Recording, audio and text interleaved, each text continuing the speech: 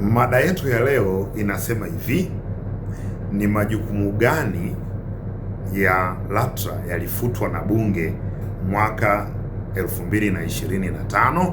Ni majukumu gani ya LATRA yalifutwa na Bunge mwaka 2025?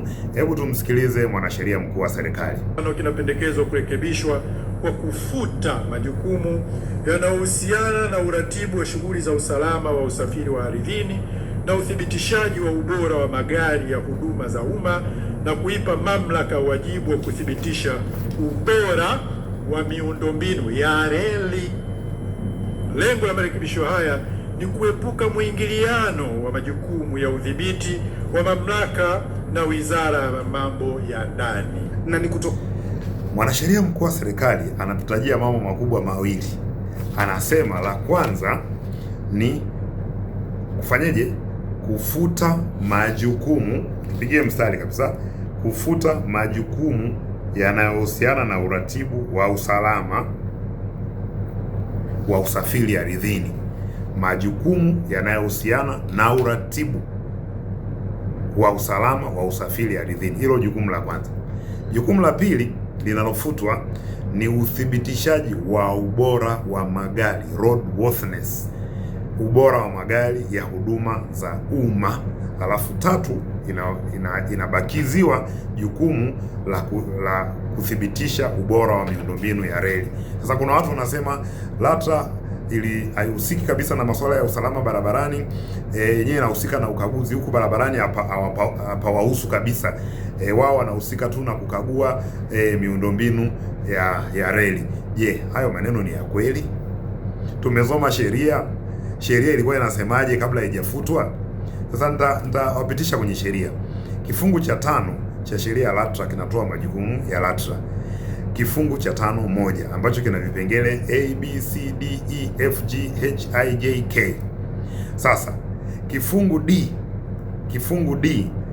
cha 5(1)D, yani 5(1) aya D, kilikuwa kinaipa mamlaka jukumu la kuratibu shughuli za usalama wa usafiri wa ardhini.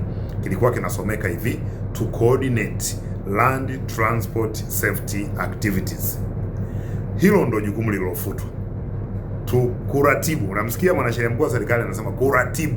Hilo jukumu, to coordinate land transport safety activities, kwa maana ya kwamba lenyewe lisiwe taasisi kiongozi kama lilivyo Baraza la Taifa la Usalama Barabarani, kwamba ndio lenyewe ni kubwa kuliko baraza, kuliko jeshi la polisi.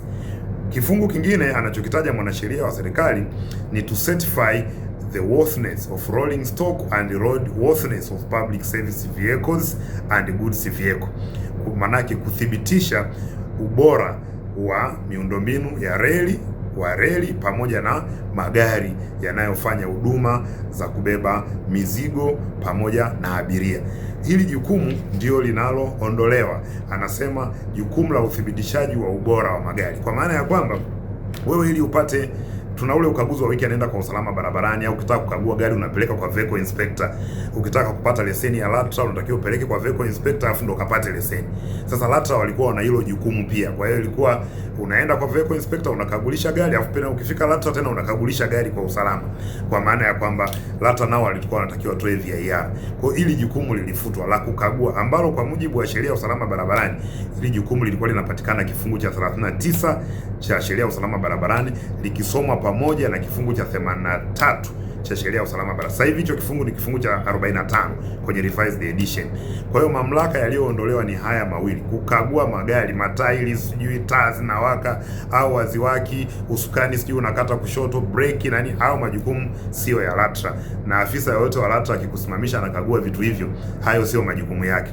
Lakini jukumu moja lilibaki, na lenyewe ni jukumu lililo katika aya E, to register and certify drivers of regulated sector, kusajili wahudumu na kuthibitisha madereva.